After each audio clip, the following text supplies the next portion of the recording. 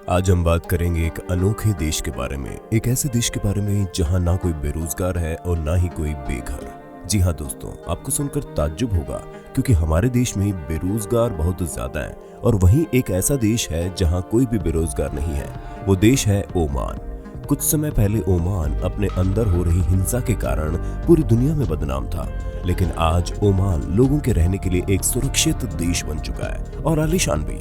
Oman अरब का बेहद अमीर देश है, लेकिन ओमान की जो सबसे अच्छी बात है वो ये है कि यहाँ रहने वाले लोकल नागरिक जैसे कि 18 साल की उम्र पार कर लेते हैं तो उन्हें तुरंत सरकार की तरफ से जमीन दे दी जाती है जिस पर वो अपना घर बना सकते हैं। यहाँ के सुल्तान बेहद ही खास है जिनका नाम है कबूस बिन सैद। इनकी खासियत ये है कि पूरे देश में लोन बांटते हैं और उस लोन पर ना कोई टैक्स और ना कोई ब्याज लगाया जाता है। इसी वजह से यहाँ ना कोई बेरोजगारी है, ना कोई जुर्मों का नामो निशान। सबसे बड़ी बात यह है कि कोई भी इंसान बेघर नहीं है। दोस्तों, ये देश कोई सपने से कम नहीं है। मैं ये इसलिए नहीं कह रहा कि क्योंकि यहाँ बेरोजगारी नहीं है, बल्कि इसलिए कह रहा हूँ क्योंकि यहाँ पूरे देश में शिक्षा लेना और दवाई खाना पूरी तरह से फ्री है। जानकर हैरानी हुई ना?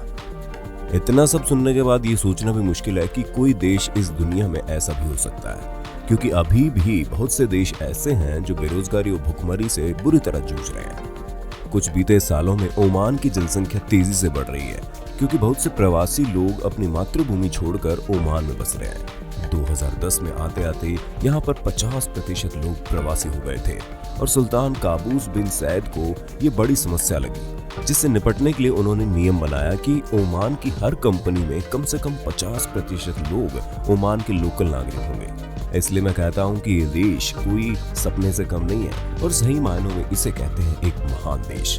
क्या आप ऐसे देश में रहना चाहेंगे? हमें कमेंट करके जरूर बताएं। जय हिंद, वंदे मातरम।